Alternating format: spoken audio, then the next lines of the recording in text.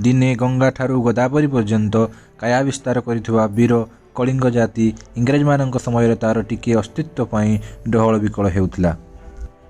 1900 मसीह ओडिशा अविभक्त बंगाल बिहार प्रदेश अंतर्भुक्त थिला।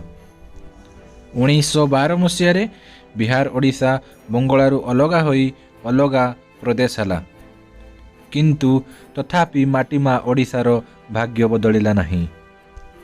कारण थिला प्रादेशिक विधानसभा रे ओडिया मानकर संख्या अति नगण्य थिला।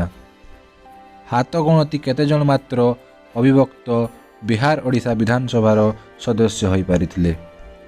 उत्कल गौरव मधुसूदन दास थिले प्रथम राजनैतिक जी कि बिहार ओडिशा विधानसभा को निर्वाचित होई पारिथिले।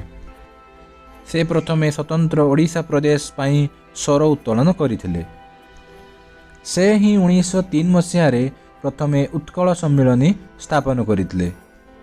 एहा परे 1920 मसीह स्वतंत्र उत्कल प्रदेश पाई आंदोलन जोर धरिला।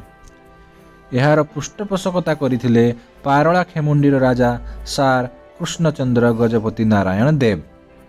कृष्णचंद्र गजपति मधुसूदन दास एवं गोपबंधु दास एक बृहत उत्कल प्रदेश पाई चेष्टा करथिले।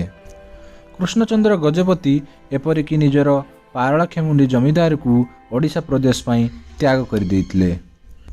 जहाँ भी हो बहु दुख कष्ट परे 1936 मसीह एप्रिल मास 1 तारिख दिन ओडिशा बिहार ठारू अलगा होई एक स्वतंत्र प्रदेश रूपे परिगणित हैला। ओडिशा भाषा एवं संस्कृति भित्तिरे प्रथम अलगा स्वतंत्र राज्य हैला। एही स्वतंत्र राज्यर प्रथम प्रधानमंत्री हेले निजे कृष्णचंद्र गजपति। आपणक मनरे प्रश्न आसुथाई पारे ओडिशार प्रधानमंत्री किपरि? हाँ, सेतेबेले प्रादेशिक सरकार मुख्यंकु मुख्यमंत्री परिवर्ते प्रधानमंत्री बोली कहा जाउतिला। एहा परे ओडिशार द्वितीय प्रधानमंत्री हेबार सौभाग्य अर्जन करथिले विश्वनाथ दास।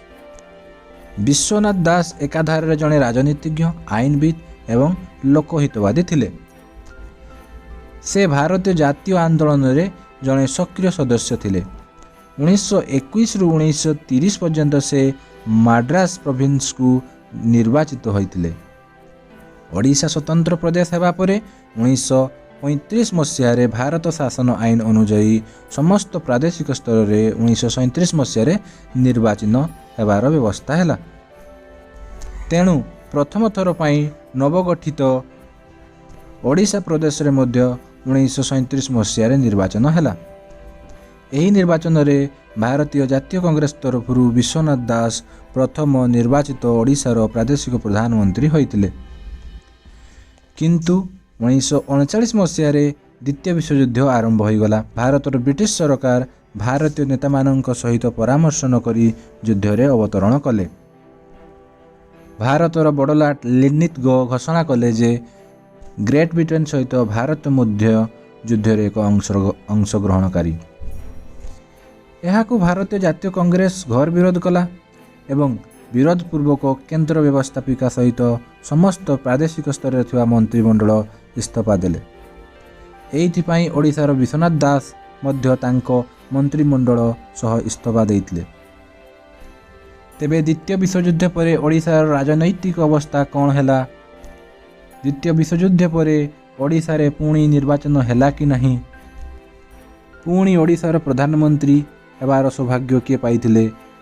स्वाधीनता परे ओडिशा रे प्रथम करी साधारण निर्वाचन केबे होइतिला एवं स्वाधीन भारतर प्रथम मुख्यमंत्री हेबार सौभाग्य किए अर्जन करथिले जानिबा पई आमर एही मुख्यमंत्री सीरीज को एवं जदि आम चैनल टी को सब्सक्राइब करि नाहंती तेबे आम चैनल टी को सब्सक्राइब करि नियंतु।